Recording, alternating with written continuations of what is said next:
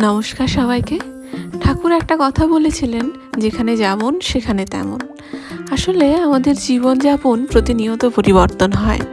ছোটবেলায় আমরা এক ধরনের জীবনযাপনে অভ্যস্ত হই, তারপর সময়ের সাথে সাথে আরেক রকমের জীবনযাপন চলে। আর যারা চাকরি সূত্রে বাইরে থাকে বা বিয়ের পর আমাদের জীবনের অনেক রকমের পরিবর্তন হয়। মিত্রা থেকে এই পার্সেলটা এসছে, মেকআপ ব্রাশ। মেকআপ করতে যদিও ভালো পারি না, তো এই একটু চেষ্টা একটু। আর এই একটা লিপস্টিক কিনেছি। আর অফিস থেকে ফিরে দেখি ও চকলেট নিয়ে এসছে। ওদের অফিসের ক্যান্টিনে প্রতি বছরই চকলেটের আউটলেট বসে ক্রিসমাসের আগে। তো হ্যান্ডমেড এই চকলেটগুলো খেতে খুব ভালো হয়। 8 বছরও নিয়ে গেছিলো আমার জন্য, এবছরও নিয়ে এসছে। চকলেটগুলো দোকানের চকলেটের থেকে একটু ভিন্ন স্বাদের হয়, খুবই সুস্বাদু হয়।